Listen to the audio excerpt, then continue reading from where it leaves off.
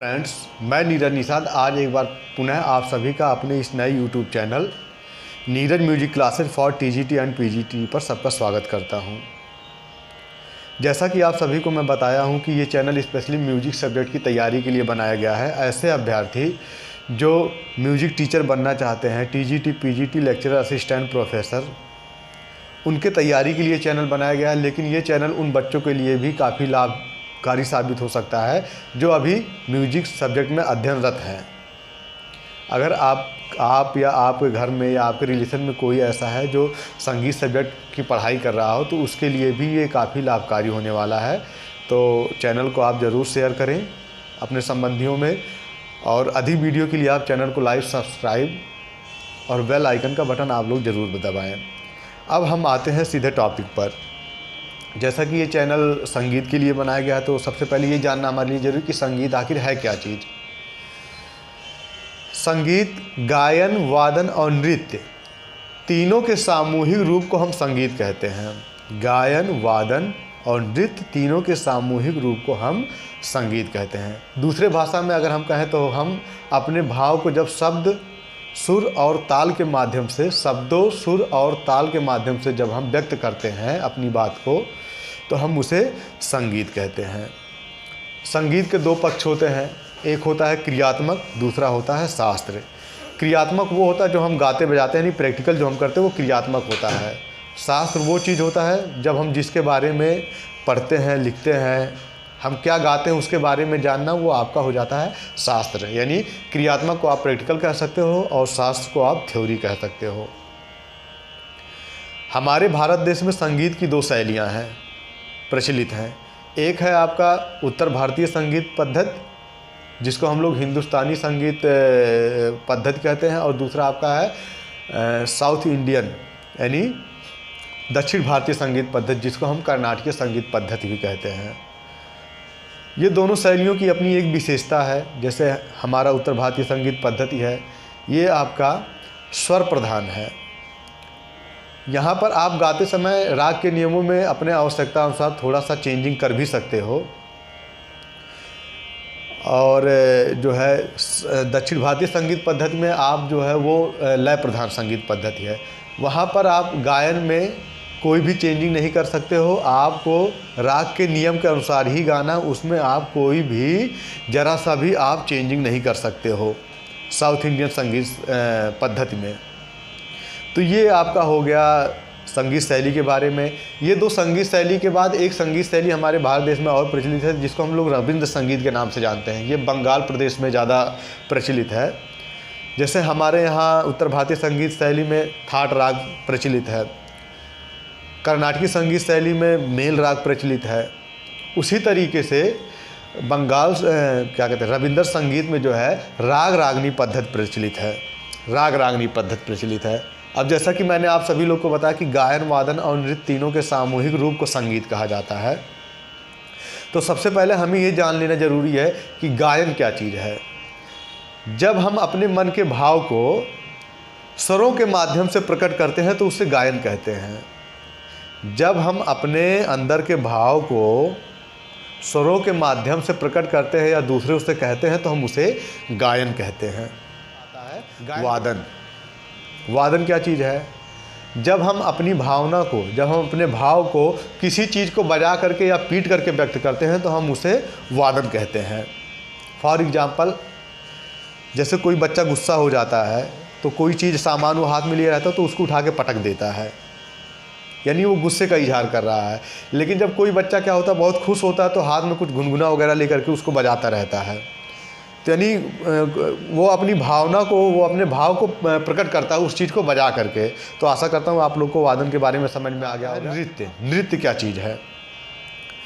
जब हम अपने भाव को आंगिक क्रियाओं के द्वारा प्रकट करते हैं तो उसे नृत्य कहते हैं। आंगिक क्रिया का मतलब होता है अंगों के द्वारा जब हम उसको प्रकट करते हैं तो हम उसे नृत्य कहते हैं। ये आपके हो गए संगीत के तीन रूप जो होते हैं, जिसको मिला करके संगीत बना हुआ है। ललित कलाओं की संख्या जो है वो 5 है, जिसमें संगीत भी आता है। और उन ललित कलाओं में सबसे ऊपर यानी पहले नंबर पर आपका संगीत आता है। ललित कलाओं में 5 ललित कलाओं में सबसे श्रेष्ठ संगीत को माना गया है। संगीत के जो 3 भाग हैं, गायन, वादन और नृत्य, इसमें इन तीनों में सबसे श्रेष्ठ गायन को रखा गया है। संगीत में गायन के बाद आपका वादन आता है और तीसरे नंबर पर आपका आता है नृत्य। तो ये आपका हो गया गायन, वादन और नृत्य के बारे में। जैसा कि संगीत में ध्वनि की आवश्यकता होती है, तो ध्वनि क्या चीज़ है? जो हमारे कानों तक पड़ती है, जो हमारे कानों को सुनाई पड़ती है, वो सब ध्वनि है। चाहे बच्चे के रोने की आवाज़ है, शोरगुल हो, कर्कश हो, गाड़ी मोटर की हॉर्न हो, या फिर कोयल की कूकने की आवाज़ हो, वो सब ध्वनि है। लेकिन संगीत में केवल मधुर ध्वनि का यूज होता है। संगीत में ध्वनि का मतलब केवल मधुर ध्वनि से है, शोरगुल से नहीं है। ध्वनि के बाद आपका आता है सुर। सुर क्या चीज़ है?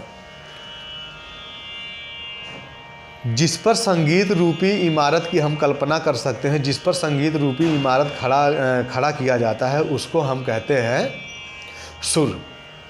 सुरों की संख्या जो है वो 7 होती है। सा रे गा मा पा धा नी सा। पाश्चात्य संगीत में सुर को नोट कहा जाता है। वहाँ पर जो है नोट्स के जब नोट्स को हम लिखते हैं तो कैसे लिखते हैं? C D E F G A B. इसको आप सा रे गा मा पा धा नी से मैच कर लेना। सा रे गा मा पा धा नी, C D E F G A B, इसको सेट कर लेना। लेकिन जब पाश्चात्य संगीत में हम सुर को गाते हैं तो उसको किस तरीके से गाते हैं? डो रे मी फा सोल ला टी।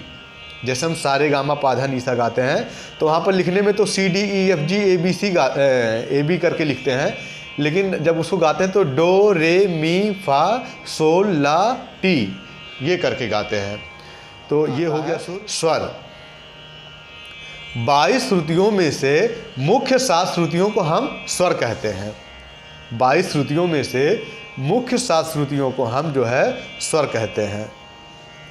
स्वर और सुर में अंतर क्या है? सुर हमेशा आपका 7 होता है, लेकिन स्वर आपका जो होता है, शुद्ध स्वर तो 7 होते हैं, लेकिन उसका जब रूप बिगड़ जाता है, यानी विकृत रूप धारण करता है, तो शुद्ध और विकृत मिला करके 12 स्वर हो जाते हैं। तो एक चीज़ आप लोग ध्यान दीजिएगा कि एग्जाम में अगर इस तरीके से क्वेश्चन आ रहा है कि सुरों की संख्या कितनी है, तो वहाँ पर आप 7 ही लिखोगे, लेकिन स्वरों की संख्या, मुख्य स्वरों की संख्या कितनी है, तो वहाँ 7 आ जाएगा। जब मुख्य स्वर आएगा तो 7 आएगा, लेकिन कुल मिला के स्वरों की संख्या कितना है, तो आपका आ जाएगा 12। या फिर इस तरीके से आ जाएगा शुद्ध और विकृत स्वरों की संख्या कितनी है, तो आपका आ जाएगा 12। यानी शुद्ध स्वर आपके 7 हैं। विकृत स्वर, विकृत स्वर वो होते हैं जो अपने मूल अवस्था को खो देते हैं, जिनमें विकार उत्पन्न हो जाती है, जो अपने स्थान से ऊपर या नीचे हो जाते हैं, उन्हें हम विकृत स्वर कहते हैं। विकृत स्वरों की संख्या होती है 5। विकृत स्वर जो होते हैं वो 2 प्रकार के होते हैं। जैसा कि आपको मैं कई बार बता चुका हूँ, पिछले वीडियो में भी मैंने बताया था कि विकृत स्वर 2 प्रकार के होते हैं। सबसे पहले आता है कोमल विकृत, दूसरा आता है तीव्र विकृत। कोमल विकृत, जो सुर अपने स्थान से नीचे गाए जाते हैं उन्हें कोमल विकृत कहा जाता है, और जो स्वर अपने स्थान से ऊपर गाए जाते हैं उन्हें तीव्र विकृत कहा जाता है। कोमल विकृत स्वर 4 हैं, रे गा धा नी, ये अपने स्थान से नीचे हो जाते हैं जरूरत पड़ने पर। और तीव्र विकृत स्वर केवल 1 है, यानी माँ, ये जरूरत पड़ने पे अपने स्थान से ऊपर हो जाता है। यानी विकृत स्वरों की संख्या कुल 5 है, रेगा, धानी और तीव्र माँ। विकृत स्वर के बाद जो है चल स्वर। चल स्वर के पहले आप अचल स्वर के बारे में जान लीजिए। अचल स्वर क्या चीज़ है? जो स्वर कभी भी अपने स्थान से ऊपर या नीचे नहीं होते, अपने मूल स्थान पर रहते हैं, उन्हें हम अचल स्वर कहते हैं। उन्हें हम अचल स्वर कहते हैं। अचल स्वर, जैसे मैंने आप लोग को बताया कि अचल स्वर सा और पा है। अचल स्वरों की संख्या 2 है। ये स्वर कभी भी अपने स्थान से ऊपर या नीचे नहीं होते, अपने ही स्थान पर ये होते हैं, फिक्स होते हैं। चल स्वर। चल स्वर क्या होते हैं? जो स्वर अपने स्थान से ज़रूरत पड़ने पर ऊपर या नीचे हो जाते हैं, उन्हें हम चल स्वर कहते हैं। चल स्वरों की संख्या 5 है। मैंने अभी आप लोग को बताया था, रेगा, धानी और तीव्र माँ। जो स्वर अपने स्थान से ऊपर या नीचे ज़रूरत पड़ने पर हो जाते हैं, उन्हें हम चल स्वर कहते हैं।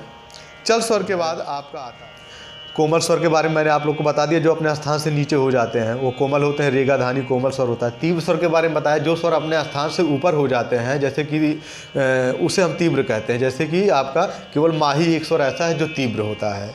कोमल और तीव्र के बाद वर्जित स्वर। वर्जित स्वर क्या चीज़ है?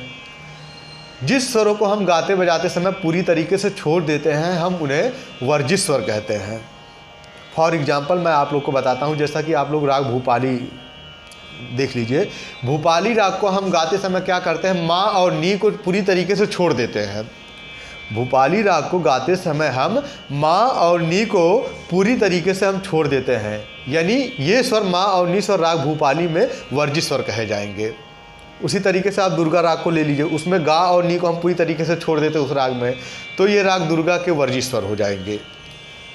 रे और पा स्वर को हम मालकाउस राग में छोड़ देते हैं, तो ये मालकाउस राग के वर्जित स्वर हो जाएगा। वर्जित स्वर का मतलब होता है जिसको हम पूरी तरीके से वर्ज करते हैं, यानी जिस स्वर को हम निकाल देते हैं, जिस स्वर को हम यूज ही नहीं करते हैं राग में गाते बजाते समय, उसको हम वर्जित स्वर कहते हैं।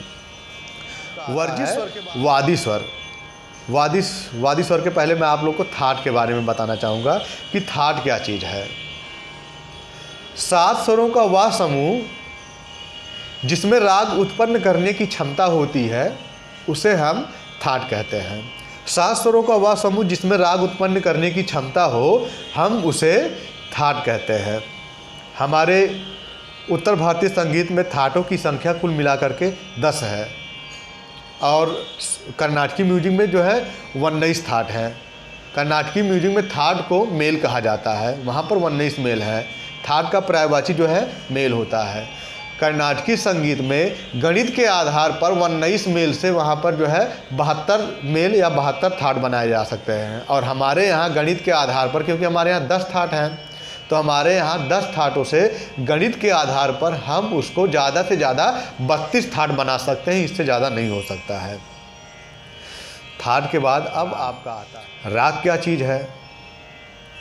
कम से कम 5 और अधिक से अधिक 7 स्वरों से निर्मित वह सुंदर रचना जो हमको सुनने में कर्ण प्रिय लगे, हमारा मनोरंजन कराए, हम उसको राग कहते हैं।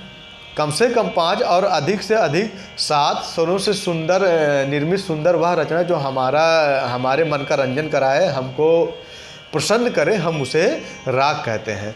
राग 2 प्रकृति के होते हैं, एक आपका होता है गंभीर प्रकृति और दूसरा आपका होता है चंचल प्रकृति,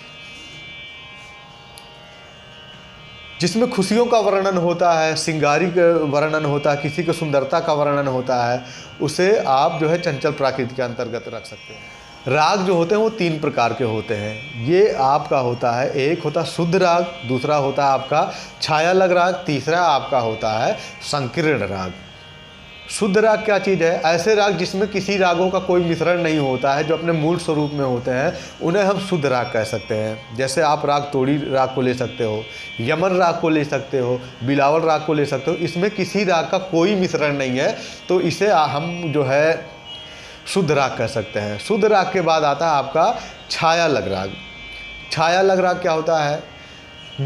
जब कोई राग 2 रागों के मिश्रण से बना हो, या किसी राग में दूसरे राग की छाया ज़्यादा से ज़्यादा रूप में आती हो, तो हम उसे छाया लग राग कहते हैं। जिसमें किसी दूसरे राग की छाया भी आती हो, उसे हम छाया लग राग कहते हैं।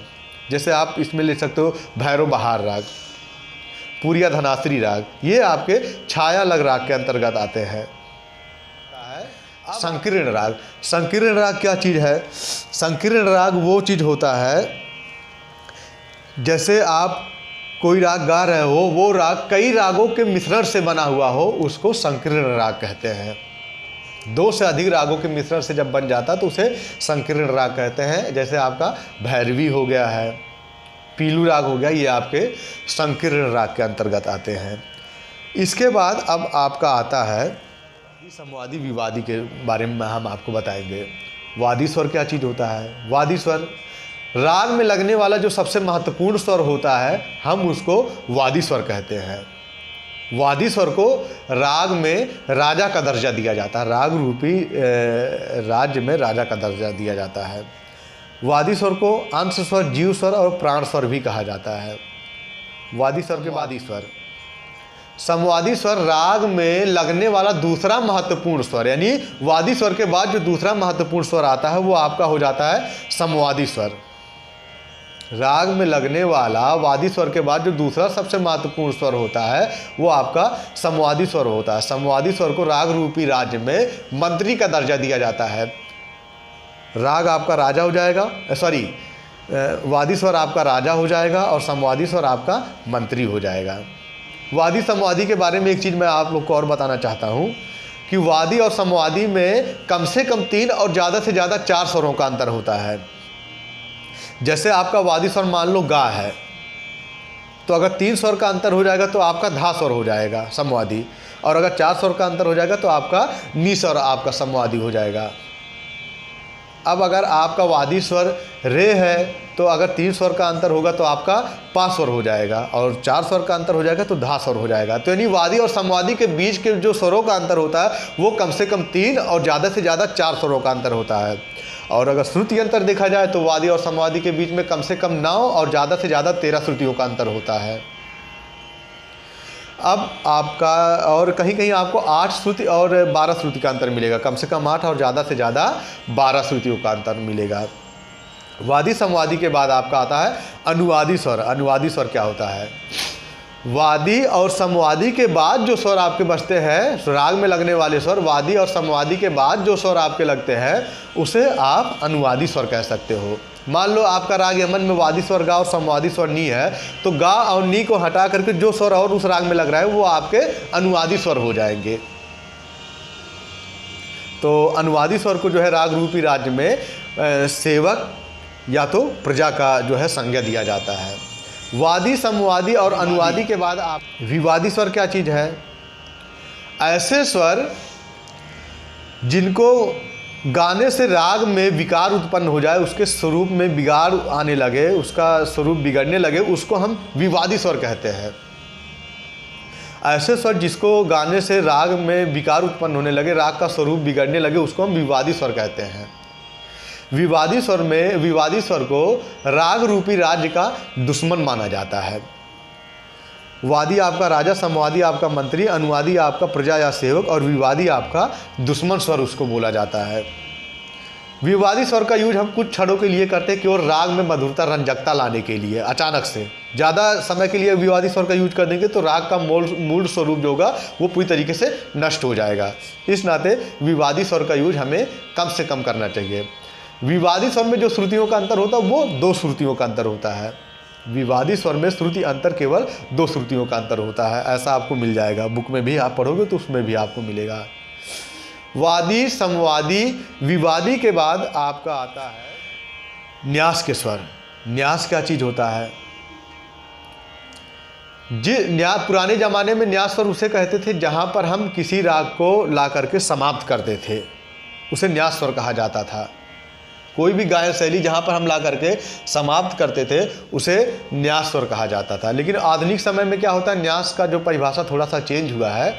हम किसी भी स्वर पे, चाहे वो राग के बीच में ही क्यों ना हो, किसी भी स्वर पे अगर हम कुछ देर के लिए, कुछ क्षण के लिए रुक जाते हैं, स्टैंड कर जाते हैं, तो हम उसे न्यास कहते हैं। न्यास करना का मतलब होता है कहीं किसी स्वर पे रुक जाना। जैसे फॉर एग्जाम्पल आप जो है राग भैरव आप ले लो, उसमें धा और रे आपका न्यास स्वर है। जैसे आप लगाते हो सा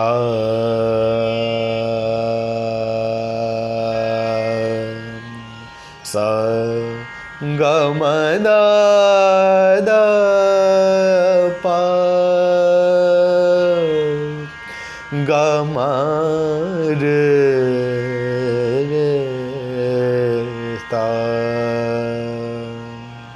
यानी यहाँ मैंने धा पर और रे पर कुछ समय बिताया, तो ये राग भैरव का क्या हो जाएगा, न्यास स्वर हो जाएगा। उसी तरीके से आप यमन राग को भी ले सकते हो। यमन राग में जैसे आप ले सकते हो कि क्या कहते हैं, यमन राग में जैसे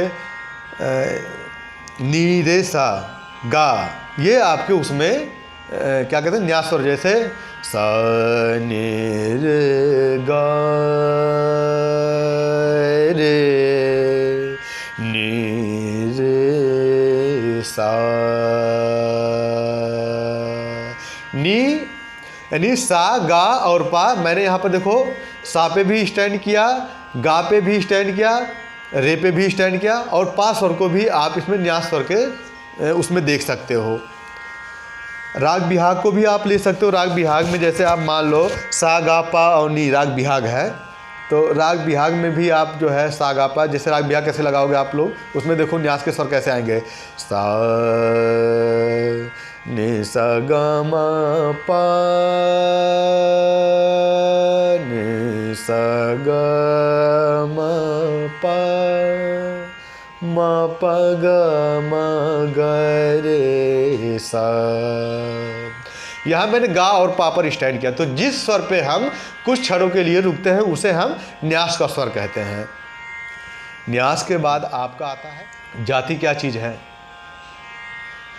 जिससे हमें राग में लगने वाले स्वरों की संख्या का बोध हो, जिससे हमें राग में लगने वाले स्वरों का संख्या का पता चलता है या राग में लगने वाले स्वरों के संख्या का बोध होता है, उसे हम जाति कहते हैं। जाति से ही हमें पता चलता है कि किस राग में कितने स्वर लगे हुए हैं। जाति आपके जो होते हैं वो 3 प्रकार के होते हैं, ओडव, साडव और संपूर्ण। 5 स्वर मतलब होता है आपका ओडव, 6 स्वर मतलब आपका होता है साडव, 7 स्वर मतलब आपका होता है संपूर्ण। जैसे आपके जब क्वेश्चन में इस तरीके से आएगा कि आपके मुख्य कितनी जातियां हैं, तो वहाँ पर 3 जातियां आपकी हो जाएंगी, लेकिन इन्हीं 3 जातियों को आपस में मिला करके 9 जातियां हो जाएंगी। और जब क्वेश्चन में इस तरीके से आएंगे कि मुख्य जातियों को मिला करके कुल कितनी जातियां बनाई गई हैं, तो वहाँ पर आपका 9 आ जाएगा। या यहाँ पर या ऐसा क्वेश्चन आ जा रहा है कि कुल कितनी जातियाँ हैं, तो आप 9 बताओगे। जब ये आएगा कि मुख्य जातियाँ कितनी हैं, तो आप बताओ केवल 3, यानी ओडव, साडव और संपूर्ण। जैसे मान लो ओडव जाति आप कैसे समझ पाओगे, जब से किसी राग में अगर 5 स्वर का ही यूज हुआ है, जैसे अभी मैंने आपको भूपाली के बारे में बताया, भूपाली के बाद दुर्गा के बारे में बताया और मालकौस राग के बारे में बताया। भूपाली में जो है माँ और नी स्वर वर्जित है, यानी 7 सुरों में से माँ और नी स्वर को निकाल दिया गया, तो उसमें केवल जो है आपके 5 स्वर ही बचे, तो यानी उसकी जाति ओडव हो जाएगी। उसी तरीके दुर्गा राग में गा और नी पूरी तरीके से वर्जित कर दिया गया है, तो इसकी भी जाति आपकी ओडव हो जाएगी। राग मालकौस को ले लो, इसमें रे और पा स्वर को पूरी तरीके से हटा दिया जाता है, तो इसकी भी जाति आपकी ओडव हो जाएगी। अब आपका आता है साडव। साडव यानी 6 स्वर वाले राग। साडव में आप जो है 6 स्वर वाले राग को ले सकते हो। जैसे आप ये मान लो राग मारवा हो गया, इसमें 5 स्वर को हटा दिया गया है, नहीं लगाते हैं। पुरिया हो गया, इसमें भी 5 स्वर को नहीं लगाते, यानी आपका ये हो जाएगा साडव राग, यानी इसमें केवल 6 स्वर है। पूर्ण संपूर्ण में ऐसे राग जिसमें 7 स्वर प्रयोग होते हैं, जैसे आप राग यमन ले लीजिए, भैरव राग को ले लीजिए, भैरवी राग को ले लीजिए, ये आपके हो जाएंगे साडव संपूर्ण, सॉरी ये आपके हो जाएंगे संपूर्ण। इसमें 7 स्वर प्रयोग किए जाते हैं। अब मान लो अगर किसी राग के आरोह में 5 स्वर है और अवरोह में आपके जो है 7 स्वर हैं, आरोह में 5 स्वर, अवरोह में 7 स्वर हैं, तो उसकी जाति क्या हो जाएगी? तो आरोह में 5 यानी ओडव और अवरोह में 7 स्वर यानी संपूर्ण, तो उसकी जाति ओडव संपूर्ण हो जाएगी। जैसे आप पट्टदीप राग को ले लो, इस राग के आरोह में रे और धा स्वर को वर्जित कर दिया जाता है, अवरोह में जो होता है वो आपका जो होता है 7 स्वर प्रयोग किया जाता है, तो यानी इस राग की जाति आपकी हो जाएगी ओडव संपूर्ण। आप मान लो किसी राग के आरोह में जो है 6 स्वर है, अवरोह में आपके जो है 7 स्वर हैं। किसी राग के आरोह में 6 स्वर, अवरोह में 7 स्वर, यानी आरोह उसका आपका हो जाएगा साडव और अवरोह उसका हो जाएगा जो है संपूर्ण। तो जैसे ये कैसे आप जौनपुरी राग को ले सकते हो, जौनपुरी राग के आरोह में हम गा स्वर को वर्जित कर देते हैं, यानी 1 स्वर को हटा दिया तो 6 स्वर बचा, और अवरोह में 7 स्वर प्रयोग किए जाते हैं, तो इसकी जाति क्या हो जाएगी? आपकी साडव संपूर्ण हो जाएगा। मान लो किसी राग के आरोह में 7 स्वर हैं, अवरोह में 6 स्वर हैं, तो आरोह उसका संपूर्ण है, अवरोह उसका जो है क्या कहते हैं साडव हो जाएगा। जैसे आप राग मियाँ मल्हार को ले लो, इसकी जाति जो है वो संपूर्ण साडव है कि इसके आरोह में 7 स्वर लगे हैं, अवरोह में इसमें धा स्वर को वर्जित कर दिया गया है। तो ये आपका हो गया आरोह अवरोह के बारे में, तो मैंने आपको बता ही दिया। जातियों के बारे में भी मैंने आपको पूरी तरीके से बता दिया है। अब जो है यहीं पर मैं वीडियो को जो है समाप्त करता हूँ। आपको अगर जो चीज़ ना समझ में आया हो, आप दोबारा हमारे कमेंट बॉक्स में जा कर के हमसे पूछ सकते हैं। कोई भी क्वेरी, जो कोई भी दिक्कत हो तो आप हमसे ज़रूर कमेंट बॉक्स में जाके पूछें, हम उसको जल्द से जल्द दूर करने का प्रयास करेंगे। अगली वीडियो आपको जल्दी से प्राप्त हो जाए, इसके लिए आप वीडियो को लाइक जरूर करें, लाइक, सब्सक्राइब और बेल आइकन का बटन जरूर दबाएं। अपने सगा संबंधियों में ज़रूर वीडियो को शेयर करें। Thank you.